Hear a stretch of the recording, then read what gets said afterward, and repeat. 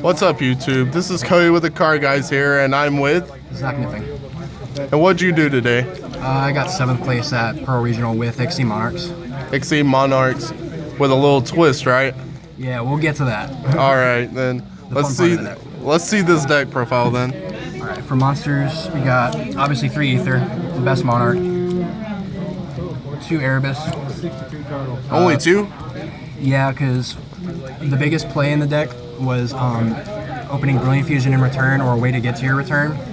And it was just an easy way to search it. If you already had an Aether, you'd search your Erebus anyway. And I don't know, I just thought 3 was really cloggy. And over the 3rd, I played the Festalos. It made for really good turn 1 plays, knocking a card out of your opponent's hand and knowing how to play around, like with your Aether Stormforth you set up. It makes it easier to like not have to guess on what they're going to try to do or how they're going to play around it. All right. Just don't give them a chance to. 3 Karaz. I started off with 2, but I would open 1. And whenever I would have 2 Aethers in hand, I would want to Aether Karaz my opponent twice, and I wouldn't be able to, so I put this at 3 at the last minute. For the Squires, I have 2 of each of the little guys. I didn't play any Mithras. I really wanted to fit it, but I just thought these were better, because you can send this off of Brilliant Fusion, and then another fun twist of the deck. One Jet Synchron and 1 Quickdraw Synchron. Okay, so why did you play this? Because Ultimaya Sulkin into Crystal Wing turn 1 is really good. The play pretty much is you play 2 tuning with it. You pitch any monster to summon your Quickdraw before or after a tribute summon, it doesn't really matter. And you summon your Prime from your grave, and you contact with this and Prime into Ultimaya Sulkin, set any spell or trap, you know, whether it be a Stormforth or just a bluff or Pantheism, you're going to activate afterwards anyway. And that triggers Sulkin, and it lets you special summon a Dragon Synchro from your extra deck. Oh. And that's really good. Yeah. But Jet Synchron was actually really underwhelming. The only time I ever drew it, I set it or pitched it off of the Quickdraw, and I never once actually did anything with it. So I would consider bumping Quickdraw up to 2 over this. And it also, you'll see in the extra deck, it frees up an extra deck spot as well. Okay. And then 2 Lazuli and 1 Jax Knight. I hate this card so much, but it has cool plays. It got there against me when we played. Yeah. Spells, the best card in the deck, Pantheism. This card really should go to 1, but I'm not going to have fun at Nats this year. This card at 3. I hate this deck so much.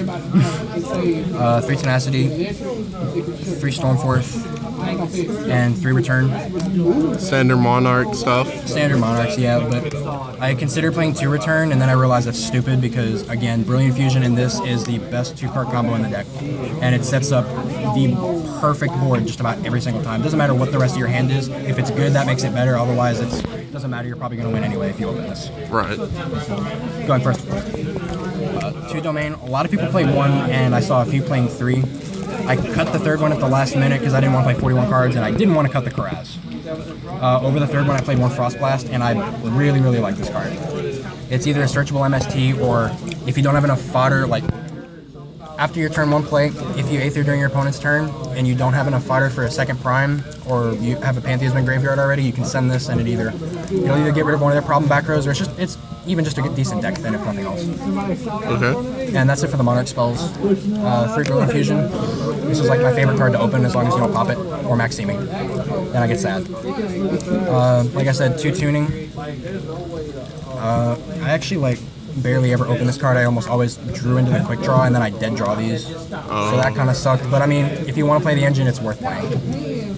And 2 traps, 2 prime. I wanted to play a 3rd, but again, I just didn't have room. Everything else seemed too important. Okay. Well, let's check out this extra deck now. 2 Seraph Knight. Why 2 instead of 1? Again, turn 1 with your Brilliant Fusion, you're going to usually send your Jax Knight just to get either a deck thin or you get your return off. And the 2nd time you get a banished spellback by sending your Edia from your deck to your grave with it. And if nothing else, it just gives you more rank 5 access, which rank 5s are not really too good turn 1, obviously, unless you can make a Pleiades. But turn 2, turn 3, whatever it may be, they're really, really good, and they usually end up winning you the game. All right. And again, normal summoning twice is also really good. Pleiades, Volcasaurus, Durendal, Shark Fortress, and Aegis. Standard all around. I actually almost cut this because I wasn't really too worried about Master Restrict, but I actually know what I would cut now. The only one I really ever went into is Pleiades. I went into Durendal once with a brick hand and drew Aether Stoneforth off of it. Oh god. So it's good for that aspect. And then if you randomly draw all your Laslys or something like that and you have a Brilliant Fusion in your hand, you can set it and then shuffle back the Lasly and then you have your Brilliant live. Alright. That's it for rank 5s. Rank 6s, 1 Beatrice and 1 M7. It's pretty much just for... there's really no reason to play this, honestly. I found it really underwhelming and I found it better to leave your Monarchs on board.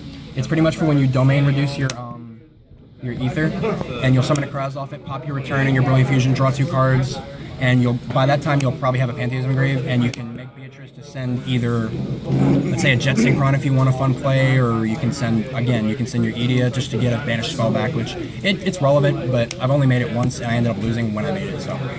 And M7 was just kind of there. And then Gaia Charger. And this is the best part of the deck. 1 Ultimate Stulkin, Crystal Wing, Starlight, and Starter Spark. Alright. All of these are just targets to summon off of him. You can't really make them any other way. Okay. This is for turn 1, turn 2, and then Protect Floodgates. So pretty much just summon Tulskin with Quickdraw and Prime. And then summon whatever you want out of those. Whatever the situation calls for. Alright. And the last card was a Stardust Charge Warrior. This is what I was saying. If you take out the Jet Synchron, you don't need this anymore. It's just a draw free card in rank 6. Alright. Fodder, which kind of sucks anyway. Alright, so let's hurry up with the side deck now. Really standard, except for the second half, it kind of sucked. 3C, 3 Twister, which I wanted to main, and 3 Chaos Trapple. Alright. Maxi was really good. Decided 2 Majesty Scene for Cosmo, 2 Spell Fragrance for Pepe and the Mirror, 1 Restrict because I didn't have more, and 1 Ref Panel for the Mirror because I want to draw 2 cards off my opponent's Pantheism. Alright then. Well, any shout outs you like to give? I want to give a shout out to Kevin Lynn, judging over at Pentasmite for today. It's my boy. Alright then. Well, this is Cody from the Pearl Regionals right now, and I'll see you guys later.